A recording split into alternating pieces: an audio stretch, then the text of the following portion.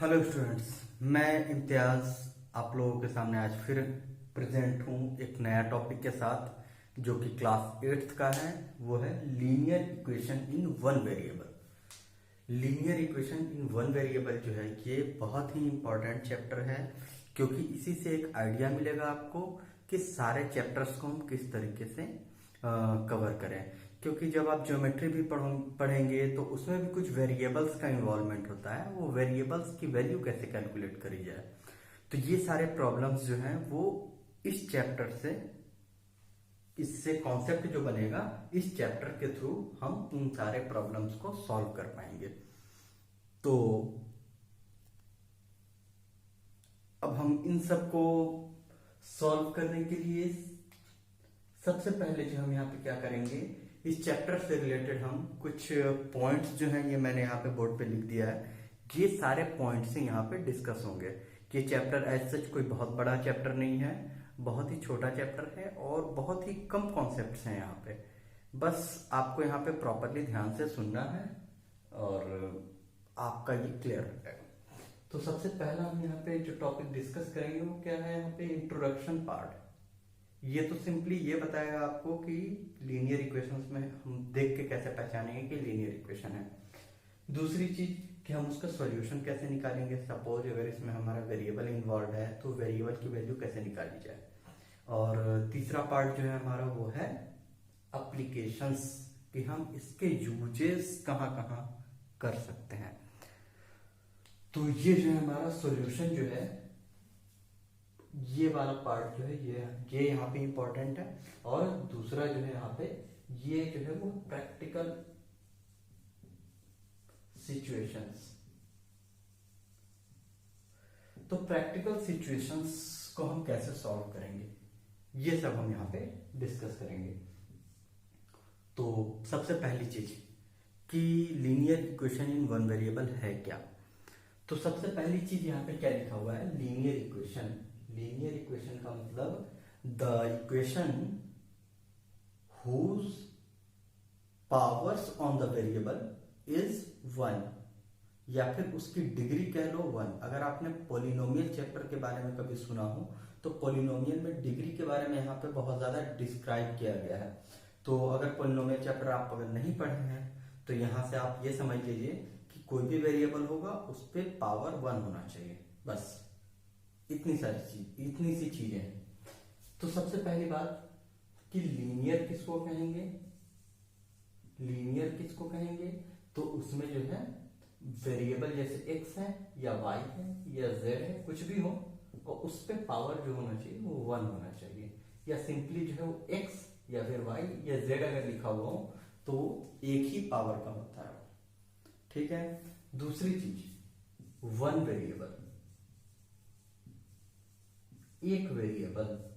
तो अगर हम कोई भी इक्वेशन अगर हम ले रहे हैं तो उसमें जो है कोई दो वेरिएबल या दो अननोन नहीं होने चाहिए। जैसे कि अगर हम यहाँ पे लें 2x + 3, तो यहाँ पे हमारे पास दिख रहा है कि ये जो है वो सिर्फ एक वेरिएबल यहाँ पे इन्वॉल्व है। अच्छा, अगर हम ऐसे लिखते हैं 5x + 2y, तो यहाँ पे दो दो वेरिएबल इन्वॉल्व है। तो हम यहाँ पे ये वाली चीज भी नहीं पढ़ने जा रहे हैं, हम जो पढ़ने जा रहे हैं वो ये पढ़ने जा रहे हैं। अब एक और इंपॉर्टेंट बात कि लीनियर के साथ क्या लिखा हुआ है यहाँ पे, इक्वेशन। तो वो इक्वेशन की फॉर्म में होना चाहिए, मतलब कि यहाँ पे किसी चीज से इक्वेट किया होगा। जनरली हम जीरो से इक्वेट करते हैं, तो इक्वेशन कहीं ना कहीं दोनों तरफ बैलेंस्ड आपको दिखेगा। जैसे कि 2x + 3 क्या है, तो ये = 0 के बराबर है। क्लियर है। अगर हम ऐसे लिखा हुआ देखें कि 5x + 3 = 7, तो ये भी किसी ना किसी नंबर से इक्वेट किया गया है। सपोज अगर हम यहाँ पे मान लो यहाँ पे हम 8 ले लेते हैं अभी के लिए, तो 5x + 3 = 8। अब x की वैल्यू अगर हम 1 पुट करें तो क्या उसके लिए 8 नहीं आएगा। 5 × 1 5 और +3 8। तो इस तरीके से जो है हम यहाँ पे गेस करके ही हमने यहाँ पे पता कर लिया कि x की वैल्यू अगर हमने 1 रखा तो 5 + 3 क्या हो जाएगा 8। तो ये किसी न किसी चीज से इक्वेटेड रहेगा, तभी हम इसमें x की वैल्यू फाइंड कर सकते हैं, या x की वैल्यू हम एज्यूम कर सकते हैं कि हाँ ये कोई एक पर्टिकुलर वैल्यू आएगी। क्लियर है? तो हमने यहाँ पे क्या क्या समझा पहले, कि लीनियर होना चाहिए, मतलब इसकी पावर 1 होनी चाहिए। ठीक, उसके बाद वर्ड दे रखा है इक्वेशन, मतलब कि वो किसी न किसी नंबर से इक्वेट किया हुआ, जनरली 0 से या फिर किसी एक नंबर से इक्वेट किया हुआ होगा। और तीसरी बात कि इन वन वेरिएबल है, तो वन वेरिएबल में आपको ध्यान रखना है कि कहीं पे भी दो वेरिएबल या उससे ज्यादा ना आ जाए, सिर्फ एक ही वेरिएबल हो। ठीक है, तो ये है। अब इसमें जो है linear equation in one variable जो हम पढ़ रहे हैं, ये एक्चुअल में लीनियर इक्वेशन का एक पार्ट है। अब मैं इसको थोड़ा सा और समझा रहा हूं। सबसे पहले लीनियर इक्वेशन, तो लीनियर इक्वेशन जो है ये जनरली हमारे पास वन वेरिएबल का हो सकता है, टू वेरिएबल्स के भी हो सकते हैं, और थ्री वेरिएबल्स के भी हो सकते हैं, मोर देन थ्री भी हो सकते हैं, मोर देन थ्री भी हो सकते हैं। लेकिन जो है हम यहाँ पे समझेंगे, हम लोग को सिर्फ ये पढ़ना है वन वेरिएबल के। ठीक है, तो linear equation in one variable में हमारे पास सिर्फ एक इक्वेशन दे रखा होता है, उसी को सॉल्व करना होता है। अच्छा, दो वेरिएबल में कैसे होते होंगे? तो linear equation in two variable में सिर्फ एक सिंगल इक्वेशन दे रखा होगा, सिंगल इक्वेशन दे रखा होगा, और इसमें जो है साइमल्टेनियस इक्वेशन दे रखा होगा। साइमल्टेनियस इक्वेशन, साइमल्टेनियस का मतलब यहां पे हमारे पास दो इक्वेशंस दे रखे होंगे, और यहाँ पे सिंगल इक्वेशन मतलब सिर्फ एक इक्वेशन, सिर्फ एक इक्वेशन। अच्छा, थ्री वेरिएबल्स में, थ्री वेरिएबल्स में जनरली जो है हम साइमल्टेनियस इसको भी बोलते हैं,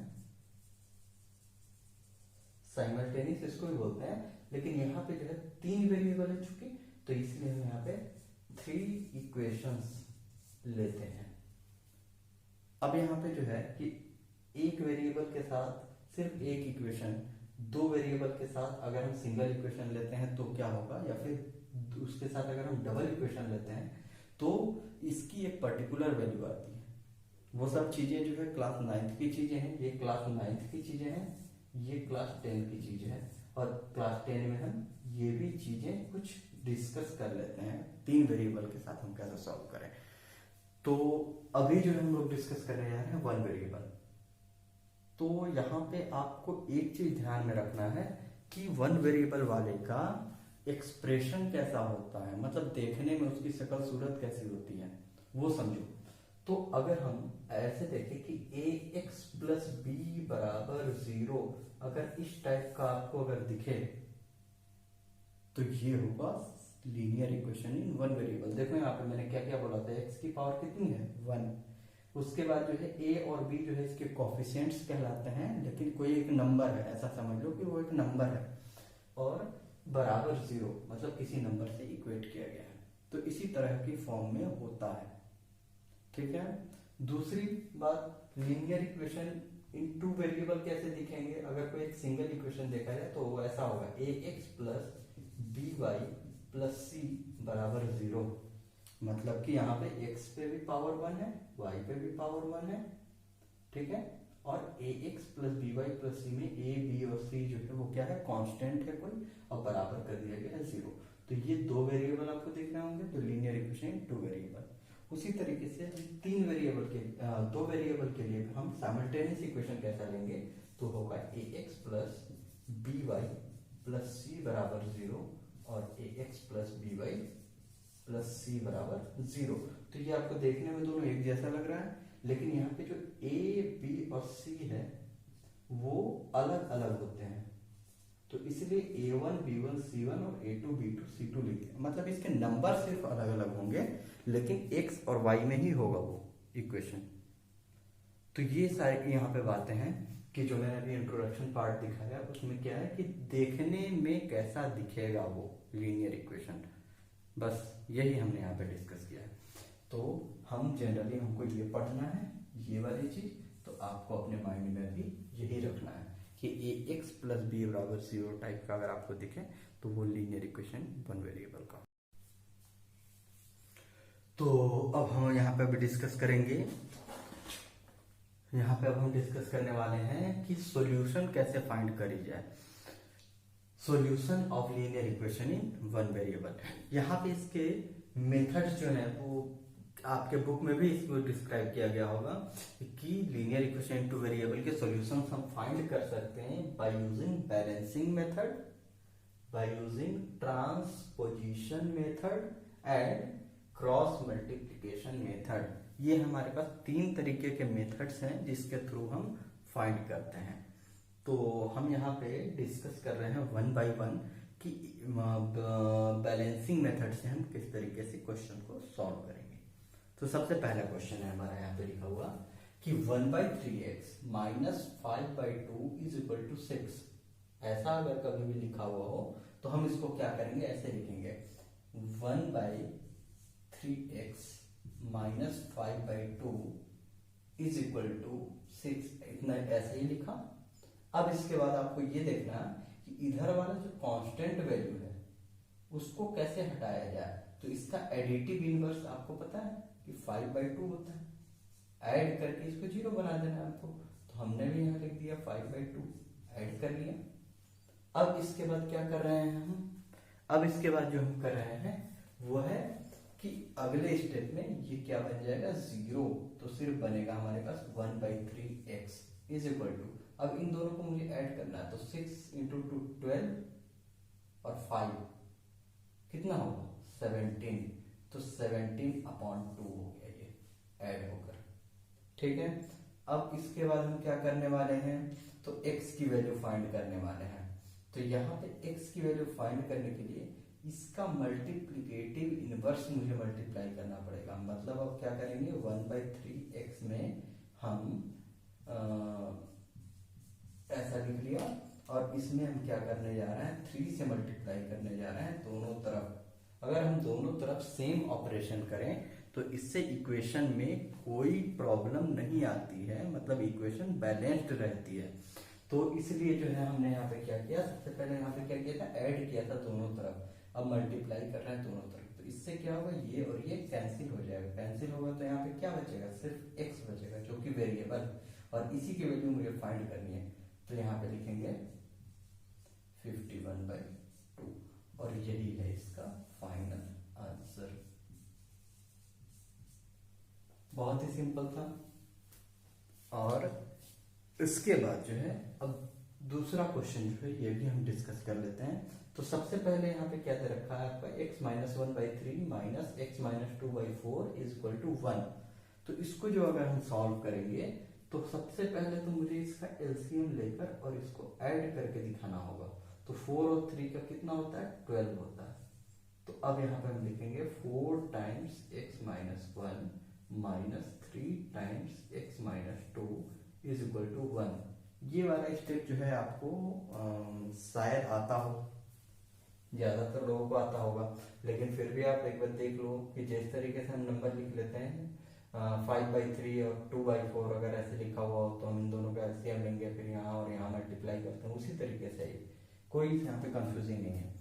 अब इसके बाद क्या करना है आपको, यहाँ पे आएगा 4x, क्या लिखेंगे 4x माइनस 4 माइनस का 3x और प्लस का 6 अपॉन 12 इज इक्वल टू 1, ऐसा लिख लिया। इसको फिर फाइनली यहाँ पे 4x में से 3x जाएगा तो कितना बचेगा x बचेगा, और -4 + 6 तो मतलब प्लस का 2 बचेगा, अपॉन में कितना है 12 इज इक्वल टू 1। अब सबसे पहले आपको क्या दिख रहा है कि मुझे क्या हटाना चाहिए, तो हटाने के लिए मुझे दिख रहा है कि पहले तो 12 हटे, तो 12 हटाने के लिए हम क्या करते हैं मल्टीप्लाइड बाई 12 और मल्टीप्लाइड बाई 12 करते हैं, इससे ये और ये कैंसिल हो जाएगा। और अगली स्टेप में क्या बचेगा x प्लस, लिखता हूँ 2 से x प्लस 2 बचेगा, और यहाँ पे क्या आ जाएगा, वो आएगा आपका 12। ठीक है, अब इसके बाद हम क्या करते हैं, ये +2 को हटाना है, तो हमने लिखा -2, यहाँ पे भी लिखा -2, तो यहाँ पे क्या बचेगा, सिर्फ x बचेगा और यहाँ पे क्या बचेगा, आएगा 10। तो x इज इक्वल टू 10। यही है इसका फाइनल आंसर। बहुत ही सिंपल था और इसको आप दूसरे मेथड से भी ऐसे बना सकते हैं। आप ऐसा सोच रहे होंगे कि ये माइनस का 5/2 है, राइट साइड में भेजा तो प्लस का 5/2 आ गया, फिर उसके बाद ऐड कर लिया, तो ये इस तरीके से डबल डबल क्यों कर रहे हैं या स्टेप क्यों बढ़ा रहे हैं। मैं फिर से बता रहा हूँ, ये एक मेथड है और मेथड को समझने के लिए जब तक हम आप उसके पूरे प्रोसीजर को हम फॉलो नहीं करेंगे, मुझे समझ ही में नहीं आएगा कि ये मेथड आखिर क्या कह रहा है। मेथड यही कह रहा है कि हम अगर इक्वेशन के दोनों तरफ हम सेम चीज का सेम ऑपरेशन करें, मतलब अगर एक ही नंबर के साथ मल्टीप्लाई करें या एक ही नंबर के साथ एडिशन करें, तो दोनों तरफ अगर हम करते हैं तो चीजें बैलेंस्ड रहती है। बस ये वाली बात यहाँ पे समझाना है। क्लियर है? तो नेक्स्ट मेथड हम डिस्कस करने जा रहे हैं वो है second method, transposition. Transposition method से हम क्या करेंगे, सपोज इस तरीके का आपका एक इक्वेशन दे रखा है कि 5x plus 7/2 is equal to 3/2x minus 14। इस तरीके का तो मैंने नहीं बताया था आपको कि लीनियर इक्वेशन ऐसा दिखता है, लेकिन आप 2-4 स्टेप यहाँ पे आप करेंगे तो आपको खुद समझ में आ जाएगा। सबसे पहले क्या आपका ट्रांसपोजिशन मेथड में कि हम अगर लेफ्ट साइड की चीजें राइट साइड में ले जाते हैं तो वो निगेटिव का पॉजिटिव बनेगा या पॉजिटिव का निगेटिव, मतलब कि साइन इंटरचेंज हो जाएगा। और अगर हमारा लेफ्ट साइड में मल्टीप्लाई में है तो राइट साइड में जाने के बाद डिवीजन में जाएगा, और अगर लेफ्ट साइड में डिवीजन में है तो राइट साइड में जाकर वो मल्टीप्लाई होगा। बस यही चीजें आपको ध्यान में रखनी है। तो ये हमारा ट्रांसपोजिशन मेथड ऐसा कहता है कि लेफ्ट साइड की चीजें हम राइट साइड में ले जा सकते हैं या राइट साइड की चीजें लेफ्ट साइड में ला सकते हैं, बशर्ते कि इसका साइन उसी के अकॉर्डिंग चेंज हो। तो सबसे पहली चीज कि हम जो भी कांस्टेंट वाली वैल्यू है, जैसे ये वाली वैल्यू और ये वाली वैल्यू, इसको हम राइट साइड में रखेंगे और ये जो हमारा x वाला वैल्यू है उसको हम लेफ्ट साइड में ले आएंगे। तो x की सारी वैल्यू, मतलब कि हमारा जो वेरिएबल है, वेरिएबल्स वाले लेफ्ट एंड कांस्टेंट वाले राइट, ऐसे हम ले लेंगे। तो यहाँ पे देखो क्या है, यहाँ पे हमने 5x का 5x से लिखा और 3/2x इधर पॉजिटिव है तो हमने इधर लिखा माइनस का 3/2x इज इक्वल टू, इधर जो है हमारे पास 7 माइनस का 14 पहले से था और इधर आएगा हमारा माइनस का 7/2, मतलब उधर प्लस में था तो ये क्या आ गया माइनस में।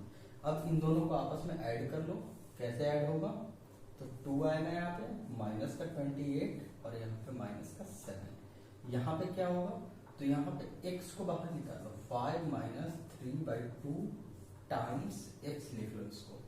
अब इन दोनों को ऐड करो तो 5 इंटू 2 10, 5 इंटू 2 10, 10 माइनस 3 मतलब कि 7/2x इज इक्वल टू, यहाँ पे क्या आया 28 और 7 कितना होगा माइनस का 35 अपॉन में 2। अब इसके बाद क्या करना है आपको, ये ऐसे नहीं 2 और 2 काट नहीं देना है यहाँ पे, लेकिन जो है जो मेथड है वो इसके अकॉर्डिंग आपको क्या करना है यहाँ पे कि ये जो है हमारा x, इसके बाद इसको x को छोड़कर बाकी सारी चीजें राइट साइड में ले जानी है। तो माइनस का 35/2 लिख लिया। अब उसके बाद इधर लिखेंगे मल्टीप्लाई, 2 इधर डिवीजन में था तो 2 इधर मल्टीप्लाई में जाएगा और 7 इधर मल्टीप्लाई में था तो 7 यहाँ डिवीजन में जाएगा। अब इसके बाद आपको पता है कि ये कट जाएगा 5 बार में, -5 लिख लो और ये 2 और 2 कैंसिल होगा तो x इज इक्वल टू क्या है हमारा -5। यही है इसका आंसर। तो ये हुआ एक तरीका ट्रांसपोजिशन मेथड का। अब इसके बाद यहाँ पे आप एक लंबा सा इक्वेशन आप देख रहे हैं, ये लंबा सा इक्वेशन ये आपको कैसे सॉल्व करना है। तो इसको सॉल्व करने के लिए सबसे पहले आप ये देखें कि यहाँ पे x की चीजें एक साथ और कांस्टेंट टर्म एक साथ हो जाए। तो अब हम यहाँ पे लिखेंगे 6 इंटू 3 कितना होता है 18x plus 12 minus 30x plus minus into minus क्या होगा प्लस का 5 is equal to 6x minus 18 minus 35x minus into minus क्या हो जाएगा प्लस 30 और प्लस का आ जाएगा यहाँ पे 12x। ठीक है, ये सारी चीजें आपको दिख रही हैं। एक बार हमने मल्टीप्लाई कर लिया। अब इसके बाद यहाँ पे वेरिएबल्स कौन कौन से हैं, तो ये वाला वेरिएबल, ये वाला वेरिएबल, ये और ये, इन सबको लेफ्ट साइड में ले लेना है और बाकी जो कांस्टेंट वाले हैं उनको राइट साइड में लिख लेना है। तो यहाँ पे हम लिखने जा रहे हैं 18x और माइनस का 30x, फिर उसके बाद उधर 6x था तो इधर माइनस का 6x होगा, माइनस 35 था तो प्लस का 35x होगा, और उधर प्लस का 12x था, इधर माइनस का 12x होगा, इज इक्वल टू यहाँ पे पहले से ही कौन कौन है, माइनस का 18 है और प्लस का 30 है। अब इसके बाद इधर से कौन जाएगा, तो माइनस का 12 और माइनस का 5, तो इधर लिखेंगे माइनस 12 माइनस 5। साइन इंटरचेंज करना नहीं भूलना है यहाँ पे। अब इसके बाद इन सब को ऐड सब्ट्रैक्ट कर लेना है जो भी है यहाँ पे।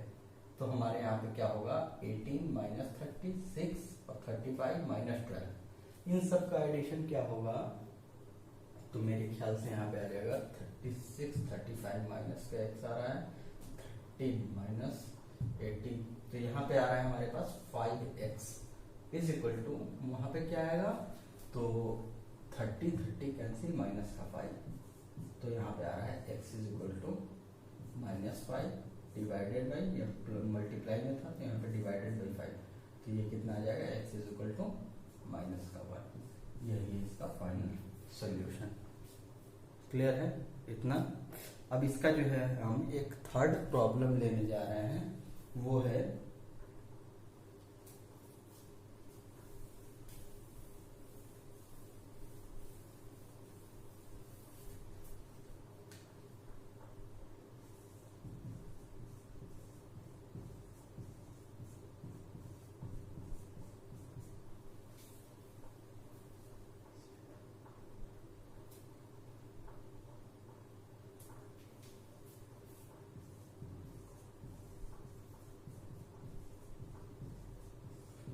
यहाँ पे आपको जो दिख रहा है ये भी हम देख रहे हैं यहाँ पे कि हमारे दोनों तरफ जो है वो x है या दोनों तरफ वेरिएबल है, तो वेरिएबल्स वाले को एक तरफ और कांस्टेंट वाले को दूसरी तरफ।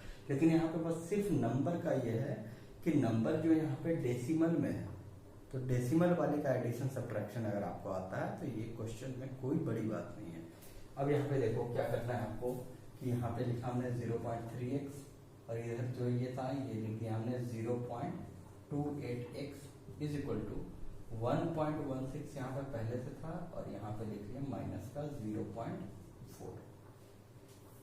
अब इसमें से इसको माइनस करना है, तो वो आप यहाँ पे ऐसा समझ लो कि 0.3 की जगह 0.30 है और उसमें से माइनस करना है 0.28, तो ये माइनस होगा हमारा, यहाँ पे 2 आएगा, यहाँ पे 0 आएगा, यहाँ पे 0 पॉइंट, तो ये आ रहा है हमारे पास 0.02, तो ये आ रहा है 0.02 times x is equal to, अब इसको माइनस करना है तो हम इसको ऐसे लिखेंगे, इसको लिख लो ऐसा कि 1.16 और उसमें से माइनस करना है 0.4 और 0 है, तो यहाँ पे आएगा 6, 1 है यहाँ पे 11 ले लिया, 11 माइनस 4 आएगा 7, तो 0.76, तो हमने यहाँ पे लिखा 0.76। अब x इज इक्वल टू क्या आएगा, तो 0.76 को किससे डिवाइड करना है, 0.02 से। अब देखो यहाँ पे डेसिमल के बाद यहाँ पे 2 है, डेसिमल के बाद यहाँ पे 2 है, तो इन दोनों डेसिमल को हम हटा सकते हैं। हटाने के बाद देखो यहाँ पे 2 से डिवाइड करना 76 को, तो x बराबर जो है वो 76 कैसे डिवाइड होगा, तो होगा हमारा 38। यही है इसका आंसर। तो अब हमारा ये थर्ड मेथड है जो कि है cross multiplication method. Cross multiplication method का हमने यहाँ पे अभी 3 क्वेश्चन लिख रखे हैं, तीनों क्वेश्चन को बारी बारी से सॉल्व करेंगे। इसका मेथड जो है वो क्या है कि जब भी आप यहाँ पे देखेंगे वो रेशियो की फॉर्म में ऐसे लिखा हुआ होता है, डिवीजन ऐसा करके। तो अब आपको करना क्या है कि ये क्रॉस मल्टीप्लाई कर लेना है, इससे इसको मल्टीप्लाई कर लेना है, इससे इसको मल्टीप्लाई कर लेना है, इसीलिए इसका नाम है क्रॉस मल्टीप्लिकेशन मेथड। तो सबसे पहले आपको यहाँ पे लिखना है कि 3 टाइम्स 2/3 टाइम्स x प्लस 1, और इधर जब ये राइट साइड में जाएगा तो क्या होगा, 5 से मल्टीप्लाई होगा x प्लस 1/5। 4, ये मल्टीप्लाई होगा।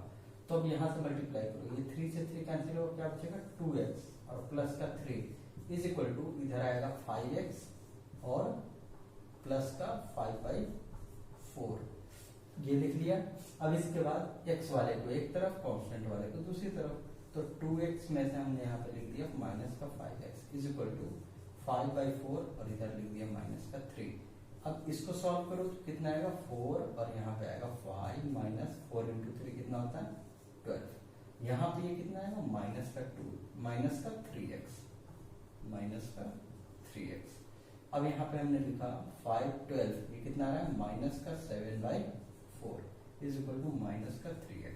अब x इज इक्वल टू लिखने के लिए हम क्या करेंगे, इसको ले जाकर यहाँ डिवाइड करेंगे, तो माइनस का 7 डिवाइडेड बाई 4 और यहाँ पे मल्टीप्लाइड बाई 1/-3। तो नेगेटिव और नेगेटिव तो कैंसिल होगा, क्या आएगा हमारे पास 7/4 इंटू 3 कितना होता है 12। तो x इज इक्वल टू 7/12, ये है इसका आंसर। तो सबसे पहला स्टेप जो हमने यहाँ पे फॉलो किया वो है क्रॉस मल्टीप्लाई कर लिया। तो क्रॉस मल्टीप्लाई जैसे ही किया वो फिर उससे हमारा सेकेंड मेथड के फॉर्म में ही कन्वर्ट हो गया, जो कि ट्रांसपोजिशन मेथड था। अब जब हमने उसको में से x वाले को एक तरफ और कांस्टेंट वाले को दूसरी तरफ कर दिया, तो फिर से ये हमारा पहला बैलेंसिंग मेथड टाइप का ही ये बन गया, कि मतलब एक तरफ वेरिएबल है और दूसरी तरफ कांस्टेंट है। अब इसके बाद फाइनली हमने फाइंड कर लिया यहाँ पे। तो ये हो गया पहला क्वेश्चन। सेकंड क्वेश्चन के लिए देखो, सेकंड क्वेश्चन दे रखा है 3x + 5 upon 2x + 1 is equal to 1/3। अब इसको भी वही काम करना है, यहाँ से इसको मल्टीप्लाई करके इससे इसको मल्टीप्लाई कर लिया। तो अब मल्टीप्लाई करने के बाद क्या आएगा, देखो ये आएगा हमारे पास 3 times 3x + 5 is equal to 1 times 2x + 1। तो अब इसको मैंने मल्टीप्लाई किया तो यार 9x + 15 is equal to 2x + 1। इसमें से इसमें माइनस इधर ले आओ तो माइनस का 2x आएगा, इधर इसको ले जाएंगे तो 1 माइनस का 15, तो ये आ रहा है -14 और यहाँ पे क्या आ रहा है 9 - 2 कितना आएगा 7x।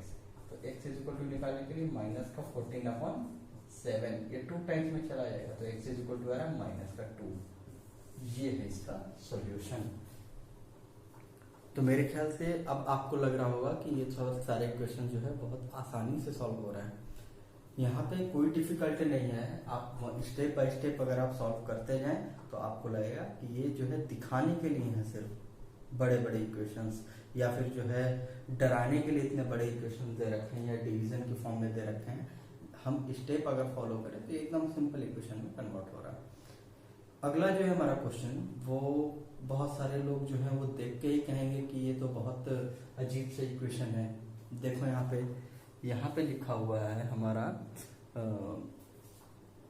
यहाँ पे लिखा हुआ है x + 2 multiplied by 2x - 3 minus 2x²। अभी स्क्वायर वाले टर्म हम लोगों ने नहीं पढ़े थे, क्योंकि लीनियर इक्वेशन में पावर कितना होना चाहिए था 1, लेकिन यहाँ पे 1 नहीं है, यहाँ पे क्या हो गया 2 हो गया। लेकिन यहाँ पे आपको इससे भी देख के घबराना नहीं है, क्योंकि हो सकता है कि ये लीनियर इक्वेशन की फॉर्म में हो, सिर्फ दे रखा है ऐसे डराने के लिए। और यहाँ पे लिखा है प्लस का 6 upon x - 5 is equal to 2, ऐसा। तो अब हम इसको सॉल्व कैसे करेंगे, तो हमने सिर्फ एक ही चीज जाना है अभी कि अभी तो क्रॉस मल्टीप्लाई मुझे कर लेना है। तो यहाँ पे हम लिखेंगे अपॉन में 1 और 1 से इधर मल्टीप्लाई करेंगे, इसको इधर मल्टीप्लाई कर लेंगे। तो ये हमारे पास क्या आ जाएगा x + 2 multiplied by 2x - 3 minus का 2x² प्लस का 6, और ये 1 से ही मल्टीप्लाई हुआ तो इसको हमने कुछ नहीं लिखा, 2 टाइम्स x - 5 ऐसा लिख लिया। अब इसके बाद क्या करेंगे, तो इन दोनों को आपस में मल्टीप्लाई करो। तो ये जो है कैसे मल्टीप्लाई होता है, पहले ये x को उठाओ और इससे मल्टीप्लाई करो, फिर इससे मल्टीप्लाई, फिर ये 2 को उठाओ इससे मल्टीप्लाई करो और देन इससे मल्टीप्लाई करो। इस तरीके से हमारे पास 4 बार होगा। सबसे पहले जो है x से मल्टीप्लाई किया 2x, तो ये बनेगा 2x², फिर x से मल्टीप्लाई किया -3 में, तो ये आ रहा है माइनस का 3x। अब इसके बाद ये 2 से मल्टीप्लाई किया ये 2x में, तो ये आ रहा है प्लस का 4x, और ये 2 से ये -3 में, तो माइनस का 6। और पहले से क्या लिखा हुआ है, तो पहले से लिखा हुआ है 2x² और यहाँ पे लिखा हुआ है 6 इज इक्वल टू, इधर में क्या आएगा, इधर में आएगा 2x माइनस का 5 इंटू 2 10। अब इसके बाद ये देखो -2x² प्लस 2x² ये कैंसिल हुआ। अब इसके बाद आप क्या करो यहाँ पे कि -3x और प्लस का 4x, तो यहाँ पे आ जाएगा प्लस का x और माइनस का 6, यहाँ पे ये भी कैंसिल हो रहा है, -6 प्लस 6 ये कैंसिल, तो यहाँ पे आ रहा है x इज इक्वल टू यहाँ पे आ रहा है 2x माइनस का 10। अब ये x वाले को इधर ले आओ, तो x minus 2x is equal to -10, मतलब कि -x बराबर -10, तो x इज इक्वल टू क्या है, x is equal two plus का 10। माइनस और माइनस दोनों तरफ से हमने हटा दिया या कैंसिल कर दिया। तो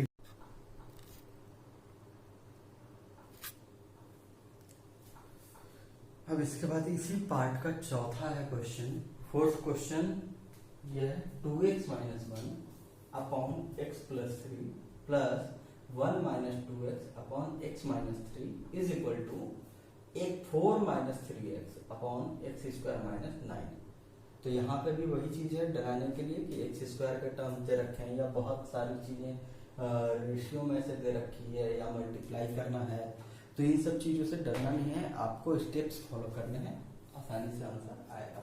सबसे पहली चीज क्या है कि जैसे मान लो यहाँ पे 1/2 और यहाँ पे 3/4 अगर दे रखा होता तो हम क्या करते हैं, हम लोग उसको ऐड करते, सिंपल सी बात है। तो वैसे ही हम यहाँ पे करेंगे, इन दोनों का एलसीएम कैसे लेंगे हम, तो x plus 3 into x minus 3, इन दोनों को मल्टीप्लाई करके, इन दोनों को मल्टीप्लाई करके, अब इससे ये मल्टीप्लाई होगा और इससे ये मल्टीप्लाई होगा, तो हम ऐसे लिखेंगे यहाँ पे, ऐसे लिखेंगे कि 2x माइनस 1 को किससे मल्टीप्लाई होना है, वो है x माइनस 3, मतलब इसके डिनोमिनेटर से, और यहाँ पे क्या होगा 1 माइनस 2x को किससे मल्टीप्लाई होना पड़ेगा, तो x प्लस 3 से, x प्लस 3 से मल्टीप्लाई किया इज इक्वल टू क्या आएगा, तो 4 minus 3x upon x² minus 9, ऐसे लिख दिया हमने। यहाँ पे एक और चीज है कि कभी कभी क्वेश्चन में ऐड किया हुआ रहता है कि x does not equal to 3 और -3, ऐसे लिखा हुआ रहता है कभी कभी क्वेश्चन में। यहाँ पे वो चीज नहीं लिखा हुआ था, लेकिन फिर भी जो है हमने यहाँ पे आपको समझाने के लिए लिख दिया है। देखो x इक्वल टू 3 या -3 होने से क्या फर्क पड़ जाएगा कि जब हम यहाँ पे -3 लेंगे तो -3 प्लस 3 क्या बन जाएगा 0, और यहाँ पे अगर हम +3 लेते हैं तो +3 -3 क्या बनेगा 0। तो डिनोमिनेटर कभी भी 0 नहीं होना चाहिए, अगर 0 हो जाए तो फिर वो रेशियो पॉसिबल नहीं होता है और फिर ये क्वेश्चन भी वैलिड नहीं होता अगर ऐसा होता तो अब यहाँ पे इस चीज को आप समझ लीजिए। अब इसके बाद हम आगे चलते हैं, सॉल्व करते हैं।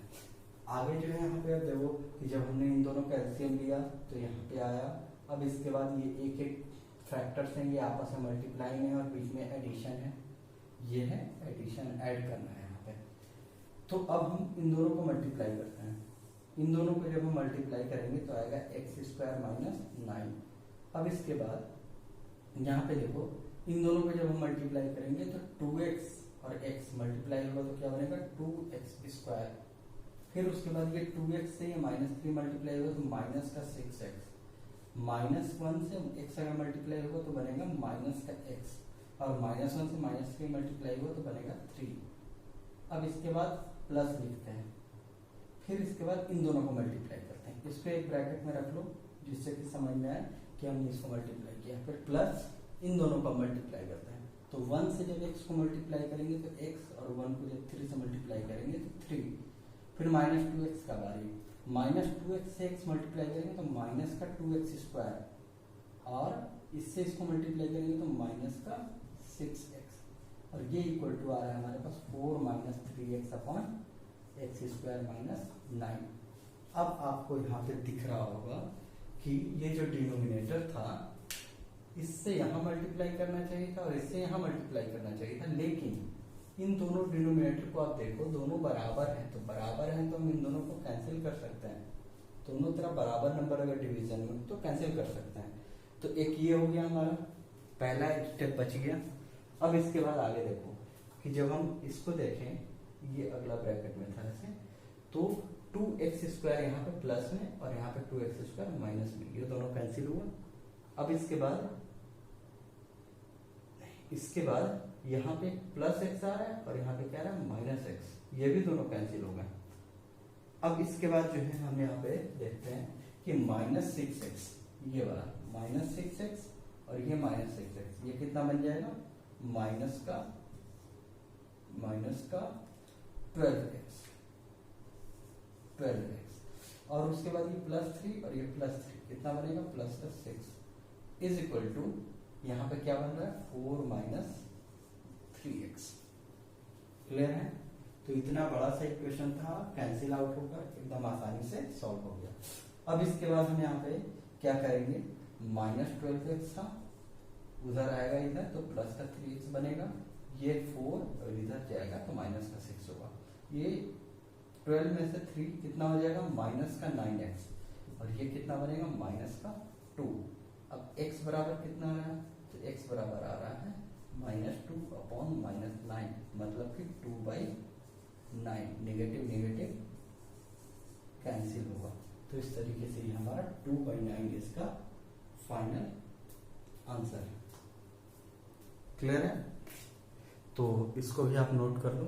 अब हम इसके बाद हम कुछ प्रैक्टिकल प्रॉब्लम्स करेंगे। प्रैक्टिकल प्रॉब्लम्स का मतलब समझ में आ रहा है कि ऐसे प्रॉब्लम्स जिससे कि जो हमारे डेली लाइफ में हम चीजें ऑब्जर्व करते हैं और उसमें कुछ अननोन क्वांटिटीज होती हैं और उसको जो है हम अगर इक्वेशन के फॉर्म में रिप्रेजेंट करें तो ये हमारा लीनियर इक्वेशन वन वेरिएबल की फॉर्म में ही रिप्रेजेंट हो जाता है।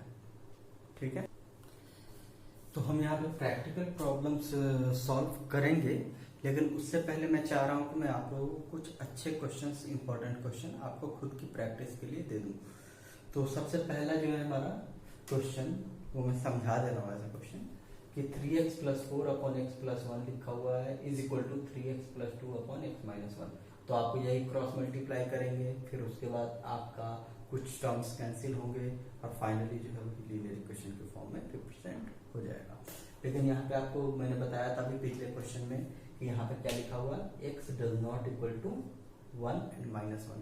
अगर आप इस पॉइंट पे ध्यान ना भी दें तो भी आपका क्वेश्चन सॉल्व होगा, ऐसा नहीं कि नहीं होगा, लेकिन आपको बस ये फॉर द नॉलेज पर्पज कि ये चीज लिखा क्यों है, तो वो चीज आप समझो कि जब हम 1 रखेंगे तो ये 1 - 1 क्या हो जाएगा 0 हो जाएगा, और जब यहाँ -1 रखेंगे यहाँ पे तो -1 + 1 ये भी 0 हो जाएगा। तो डिनोमिनेटर 0 नहीं होना चाहिए, उसके लिए कंडीशन लिखी रहती है।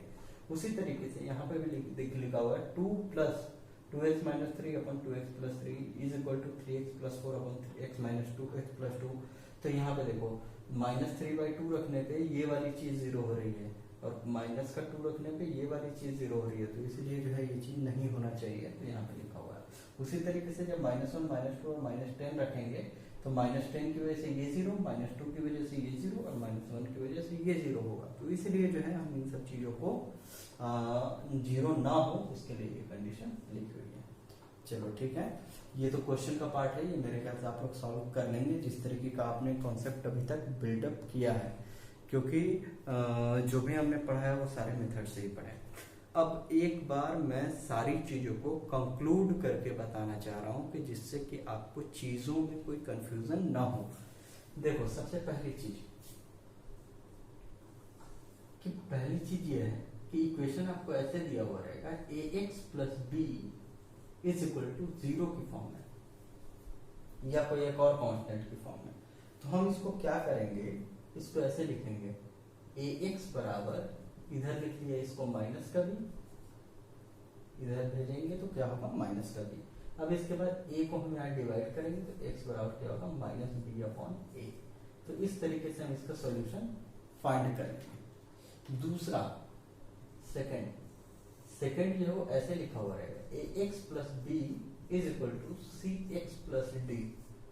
अब इसको कैसे सॉल्व करेंगे, तो इसको हम वही करेंगे कि ax यहाँ पे लिखा हुआ है और cx यहाँ पे x का टर्म है तो माइनस का cx लिखा इज इक्वल टू, इधर d पहले से था, इधर b इधर जाएगा तो माइनस का b बनेगा।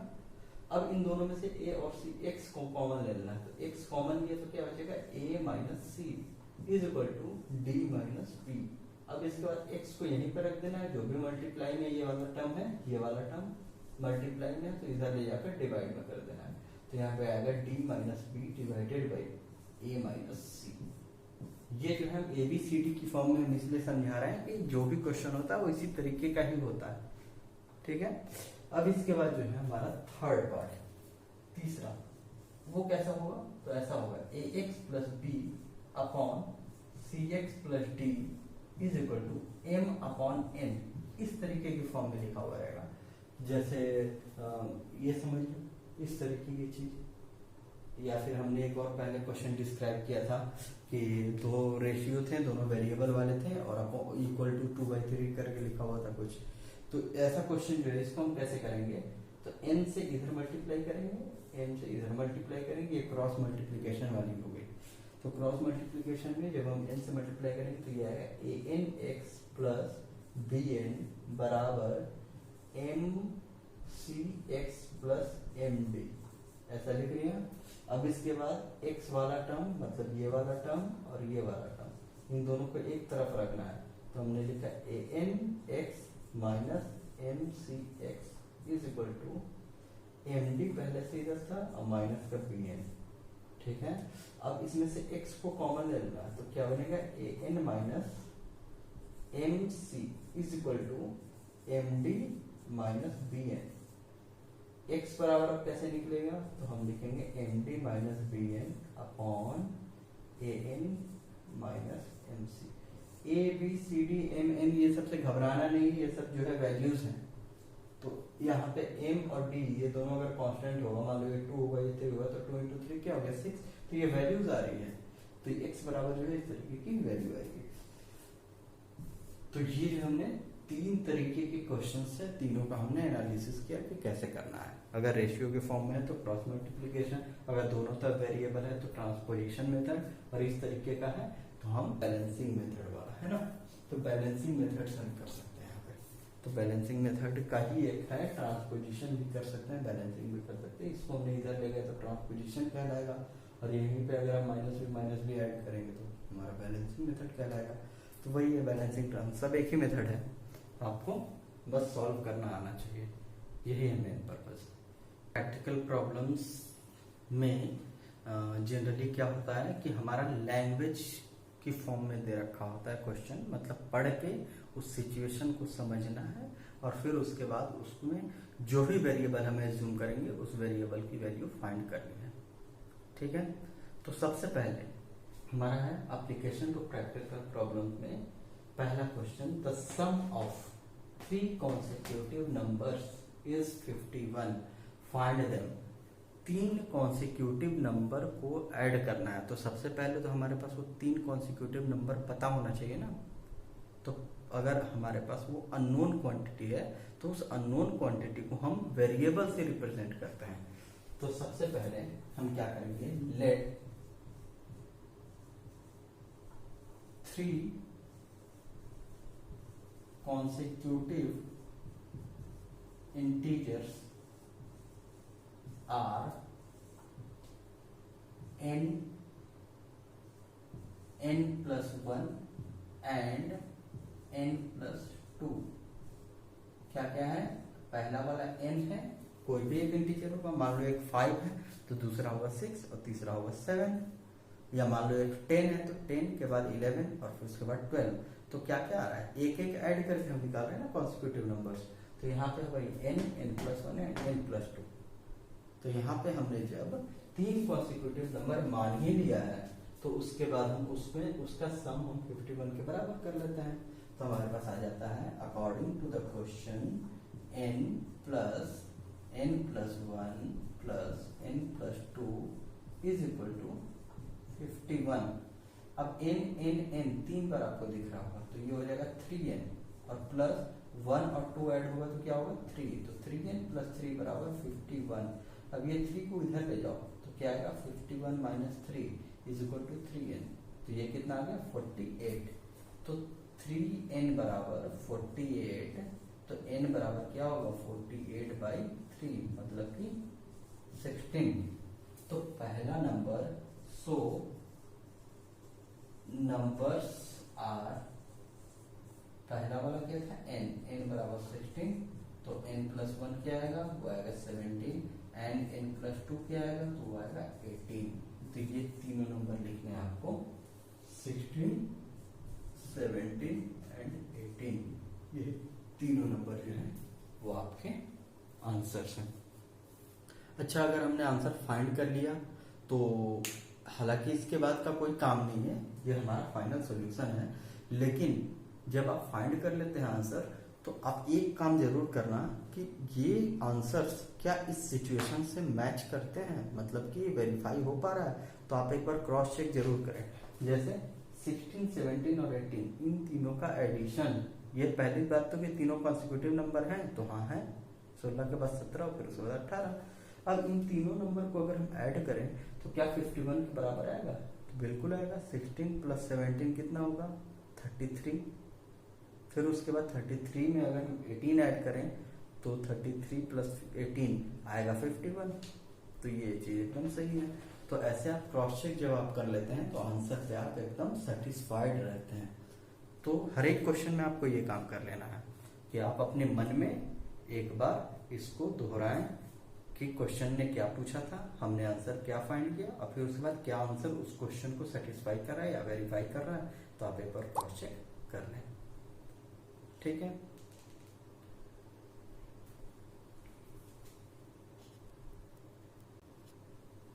अब सिमिलरली यहाँ पे अब क्या कह रहा है क्वेश्चन में कि the sum of 3 consecutive multiple of 8 is, multiple of 8 is 888। तो अब हम यहाँ पे फाइंड करना है कि ये तीनों नंबर कौन कौन से होंगे। तो सबसे पहले हमने क्या किया, यहाँ पे मान लिया कि let the 3 consecutive multiple of 8 are 8n, 8n plus 8 और 8n plus 16। देखो पहला नंबर जो है, मान लो कि अभी के लिए हमने मान लिया कि 8 से डिवाइड होने वाला कोई एक नंबर है, वो है मान लो 24। तो 24 में अगला 8 का मल्टीपल कौन होगा, तो और 8 ऐड कर लेंगे, मतलब 32। अब फिर उसका उसका अगला कौन होगा, तो फिर से और 8 ऐड करेंगे, मतलब कि पहले वाले में 16 ऐड करेंगे। तो वैसे ही है, पहला वाला नंबर जो है वो 8 का मल्टीपल आपको दिख रहा होगा, फिर उसके बाद 8n प्लस 8, फिर अगला 8n प्लस 16। इस तरीके से हमने 3 मल्टीपल्स हमने यहाँ मान लिए हैं, कॉन्सिक्यूटिव है। अब इन तीनों का एडिशन कितना दे रखा है, 888। तो हम यहाँ पे क्या करेंगे, 8n plus 8n plus 8 plus 8n plus 16, ये इज इक्वल टू 888, ऐसा लिख लिया। अब इसको सॉल्व करने का तरीका देखो कि 8 8 और 8 यहाँ पे आ रहा है 24n प्लस 16 और 8 कितना होगा, 24 इज इक्वल टू 888। ऐसा करो यहाँ पे कि सबको 8 से डिवाइड कर लो, 8 से सबको डिवाइड कर लो। तो 8 से आएगा यहाँ पे डिवाइड होने के बाद 3n प्लस यहाँ पे क्या बनेगा 3 इज इक्वल टू यहाँ पे क्या आएगा हमारा, तो 111। ये अगर 8 से मल्टीप्लाई किया जाए तो 888 आ जाएगा। तो इसीलिए जो हमने 8 से डिवाइड कर लिया कि ताकि ये छोटा नंबर हो जाए, हमारा कैलकुलेशन बहुत आसान हो जाए। तो 3n बराबर क्या आ जाएगा, तो ये 3 इधर ले जाकर माइनस होगा तो क्या आएगा 108। फिर उसके बाद n बराबर क्या आएगा, तो 108 डिवाइडेड बाई 3 कितना आएगा ये, तो 3 टाइम्स 9 18, 3 इंटू 6 36। तो अब जो है फाइनली हमको क्या चाहिए था, आपको 3 कॉन्सिक्यूटिव मल्टीपल ऑफ 8 नंबर चाहिए था, 8 का मल्टीपल 3 कॉन्सिक्यूटिव। तो पहला नंबर था 8n, दूसरा नंबर क्या था 8n प्लस 8 और तीसरा नंबर था 8n प्लस 16। तो 8n कितना होगा, तो 8 मल्टीप्लाइड बाई 36 कितना आ जाएगा ये,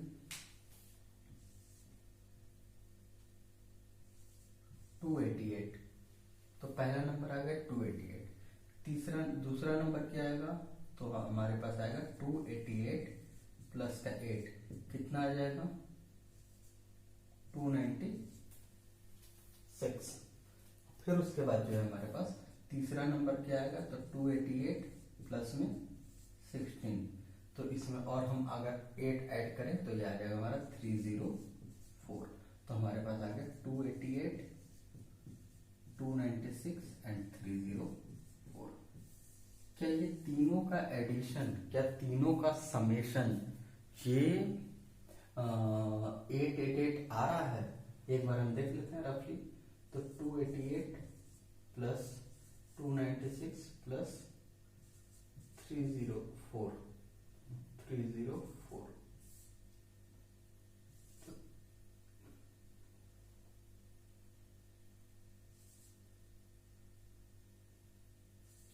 ये आ रहा है, मतलब ये बिल्कुल ही सही है।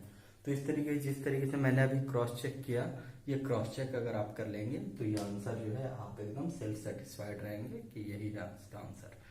तो पिछला क्वेश्चन भी हमने डिस्कस कर लिया, पहला क्वेश्चन, ये दूसरा क्वेश्चन, और अब हमने यहाँ पे एक तीसरा क्वेश्चन लिखा है। ये तीसरा क्वेश्चन जो है आपका, ये है ज्योमेट्री से रिलेटेड। तो ज्योमेट्री से रिलेटेड क्वेश्चंस को भी हम अगर हम वेरिएबल के फॉर्म में रिप्रेजेंट करें तो एक लीनियर इक्वेशन में कन्वर्ट हो सकता है। तो सबसे पहली चीज देखो, ये क्वेश्चन में दे के रखा है, ये क्वेश्चन में दे रखा है the length of a rectangle exceeds its breadth by 9 centimetre. मतलब कि लेंथ जो है वो ब्रेथ से, मतलब इसकी चौड़ाई से 9 सेंटीमीटर ज्यादा है। अब इसके बाद if the length and breadth are each increased by 3 centimetre, जब दोनों को 3-3 सेंटीमीटर बढ़ा दिया जाता है तो क्या होता है, एरिया जो होगा नए वाले का वो 84 सेंटीमीटर स्क्वायर पुराने वाले से ज्यादा होगा।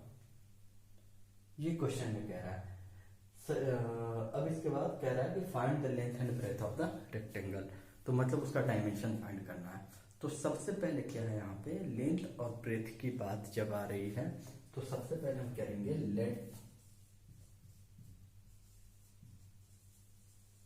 Breath is equal to X, then length क्या होगा, तो लेंथ इज इक्वल टू होगा x प्लस 9। ये सेंटीमीटर में है, ये भी सेंटीमीटर में है, इसलिए इसका एरिया क्या होगा, तो एरिया होगा L इंटू बी। तो लेंथ कितना है, वो है x प्लस 9 और ब्रेथ कितना था, वो है x। तो इसका मतलब आ गया x square plus 9x cm square. तो ये आ गया इसका पुराने वाले का। अब इसके बाद आगे देखते हैं।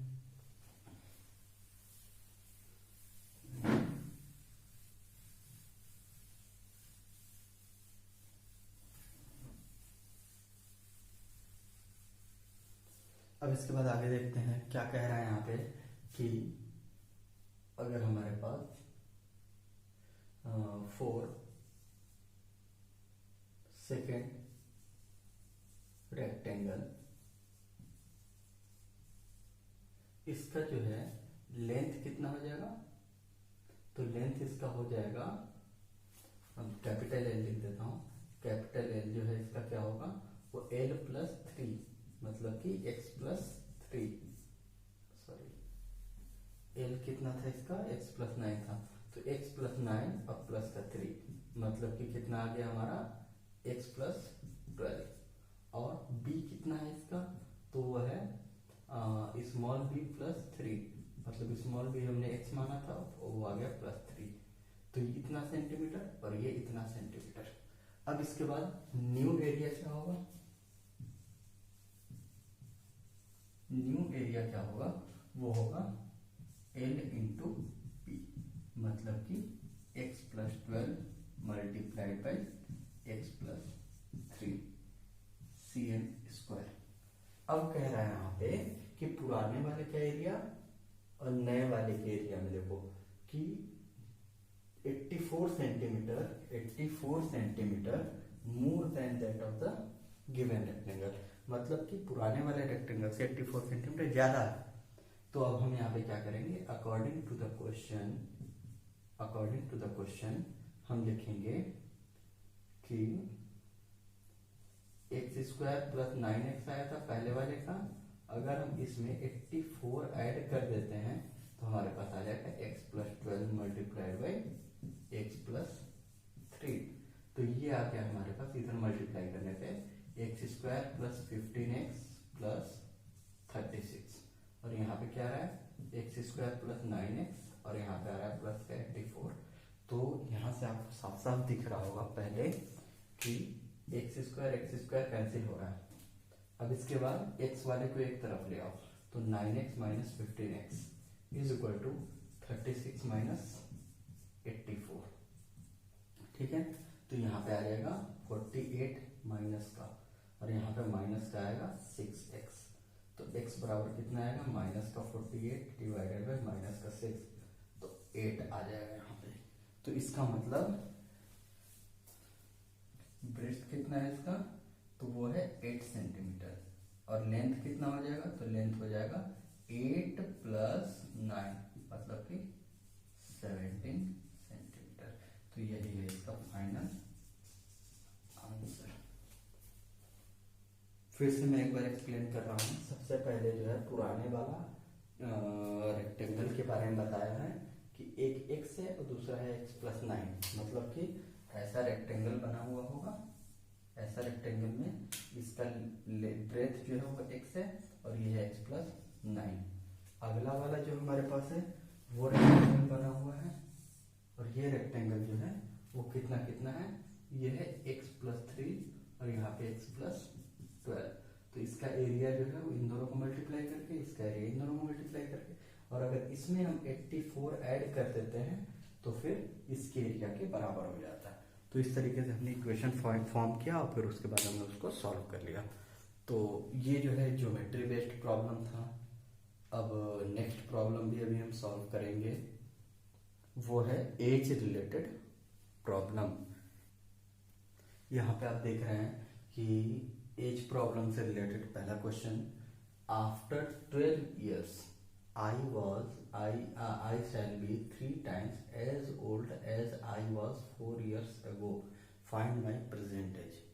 तो क्वेश्चन में ही कह रहा है कि फाइंड माई प्रेजेंट एज, मतलब एज प्रेजेंट का ढूंढना है। तो एज प्रॉब्लम में मेनली होता क्या है कि अभी तो खैर यहाँ पे एक ही है पर्सन, इसको हम इक्वेशन के फॉर्म में रिप्रेजेंट करते हैं। नेक्स्ट क्वेश्चन में हम देखेंगे और भी कुछ कॉन्सेप्ट होते हैं इसमें। तो सबसे पहले हम मानेंगे let my present age is equal to x years। ठीक है, तो अब जो है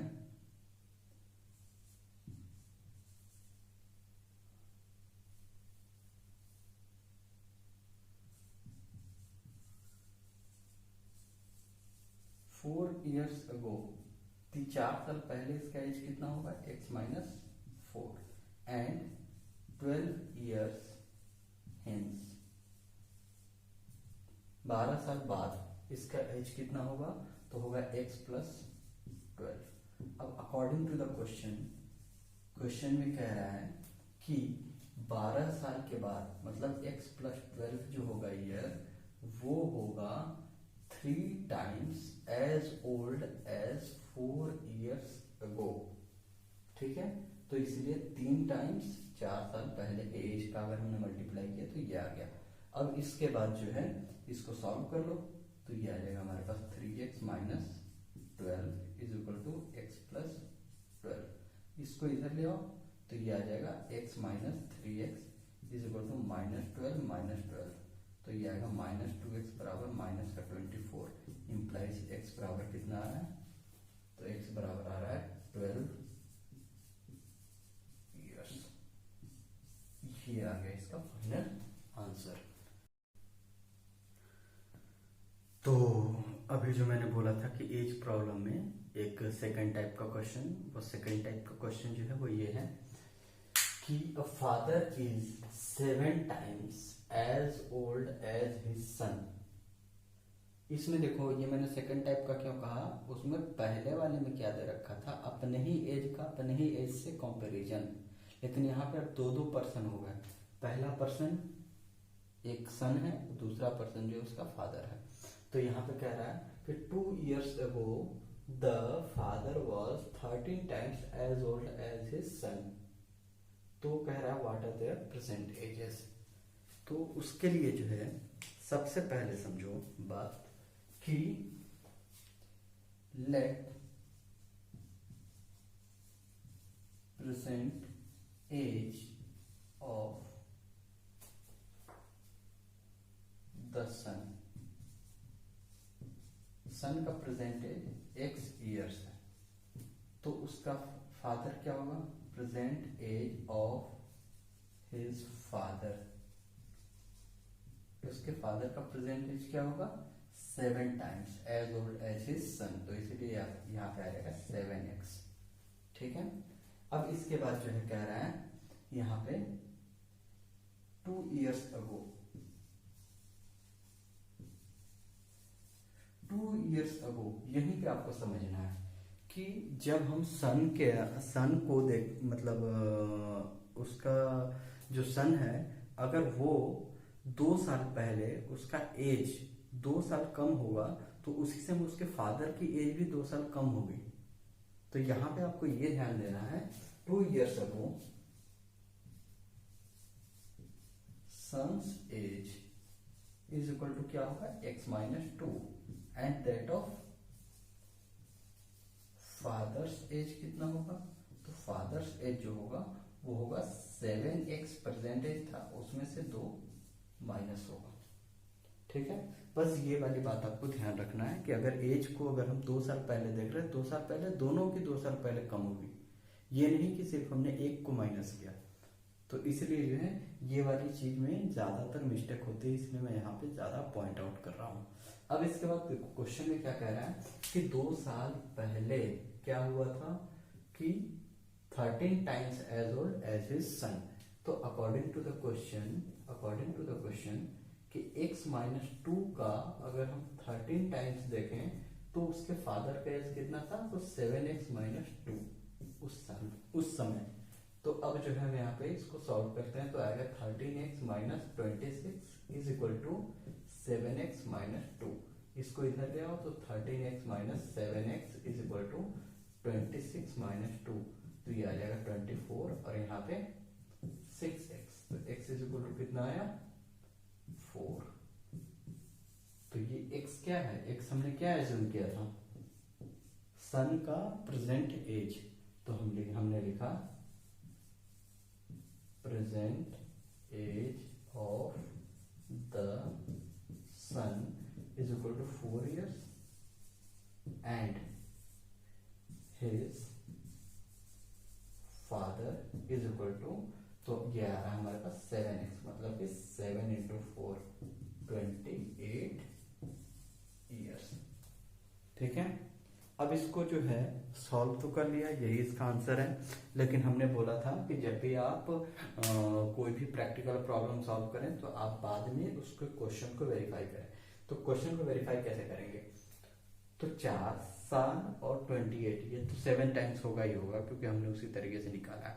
लेकिन जब 2 साल पहले हम देखेंगे तो इसका कितना होगा 2 years और इसके 2 साल पहले कितना होगा 26, तो 2 मल्टीप्लाइड बाई 13 बराबर आता है 26। तो इसलिए यहाँ पे कह रहा था क्वेश्चन कि 13 टाइम्स, तो इसका मतलब ये। तो ये नेक्स्ट प्रॉब्लम है, ये है मोटर बोट एंड जो है रिवर प्रॉब्लम। तो बोट और रिवर क्या क्या है कि पानी जो है वो रुका हुआ नहीं रहता, पानी की भी अपनी कुछ स्पीड होती है और उसके बाद जो है उस पे बोट अगर चल रहा हो तो पानी की स्पीड से बोट की स्पीड वेरी करती है। तो यहाँ पे जो है क्वेश्चन को कैसे हम सॉल्व करते हैं वो ध्यान से देखो। सपोज ये वाटर है और वाटर जो है वो इधर चल रही है, ठीक है। अब इसके बाद जो है अगर कोई एक बोट है, बोट वो अगर इसी के साथ इधर चल रही हो तो हम इसको बोलते हैं डाउन स्ट्रीम, और अगर इधर की तरफ चल रही हो तो हम इसको बोलते हैं अप स्ट्रीम।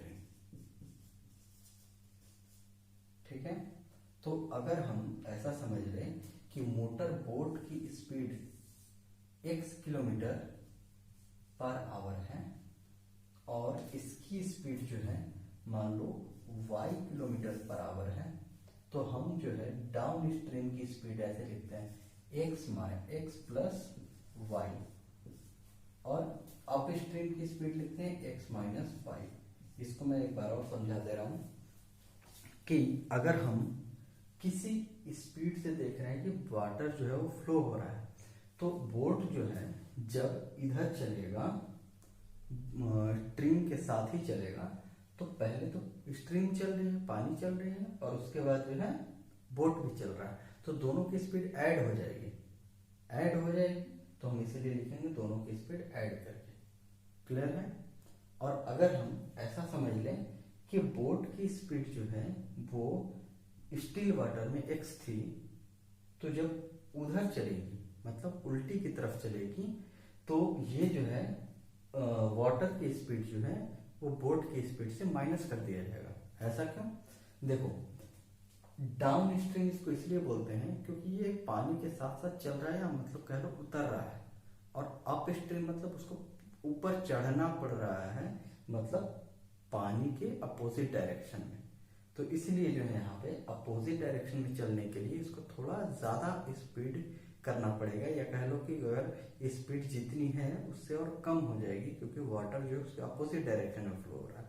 ये चीज जब आप प्रैक्टिकली सोचेंगे तो आपको क्लियर हो जाएगा कि speed of water, speed of boat जो है वो अप स्ट्रीम और डाउन स्ट्रीम में क्यों ऐड हो रहा है, क्यों सब्ट्रैक्ट हो रहा है। क्लियर है? तो अब जो है यहाँ पे अब हम समझते हैं क्वेश्चन में कि हमारे पास यहाँ पे तो दो वेरिएबल की टर्म हमने, तो ये हमने समझाने के लिए रिप्रेजेंट किया है। क्वेश्चन में दे रखा है यहाँ पे जी, इसी को हमने y माना था यहाँ पे समझाने के लिए। तो the speed of the water is 1.5 kilometre per hour. तो अब हम सबसे पहले से मान लेते हैं, let speed of boat in still water is equal to x kilometre per hour. अगर ये है, और ये पता है आपको स्पीड ऑफ स्ट्रीम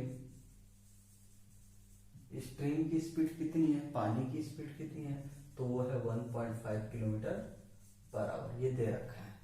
इसलिए हम यहाँ पे लिखेंगे अप स्ट्रीम स्पीड। तो अप स्ट्रीम स्पीड कितना होगा, तो x माइनस 1.5, और डाउन स्ट्रीम कितना होगा,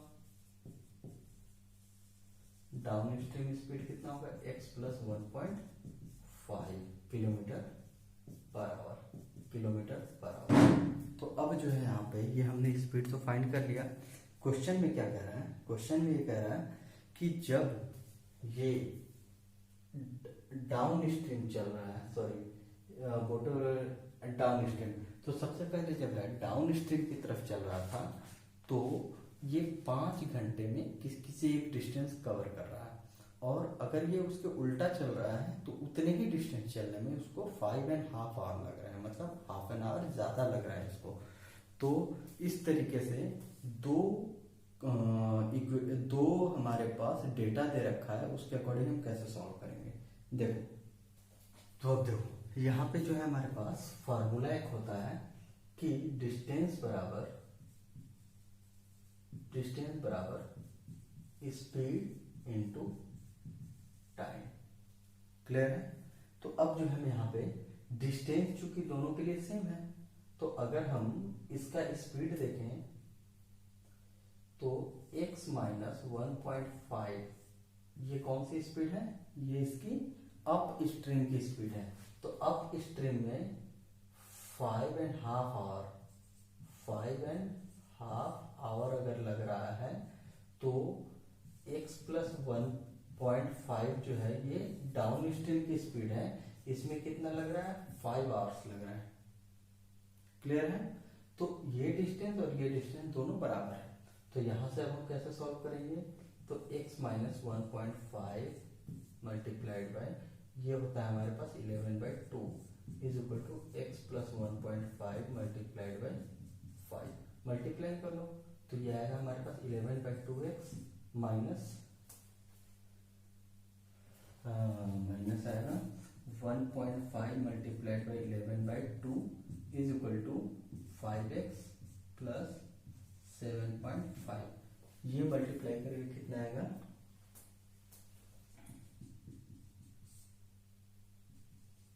165 इसको ऐसे लिख सकते हैं 16.5 ऐसा लिख सकते हैं इसको। अब इसके बाद जो है हम 2 से भी मल्टीप्लाई कर लेते हैं। यहाँ पे 2 से मल्टीप्लाई किया तो यहाँ पे आएगा 11x minus 16.5 is equal to 2 से यहाँ पे आ गया 10x प्लस 15। क्लियर है। अब इसके बाद इसको 11x माइनस 10x करो तो क्या आ जाएगा हमारे पास 15 प्लस 16.5 तो ये आएगा हमारे पास 31.5 और यहाँ पे कितना है x तो x बराबर कितना है 31.5 तो इसको हमने लिख दिया किलोमीटर पर आवर।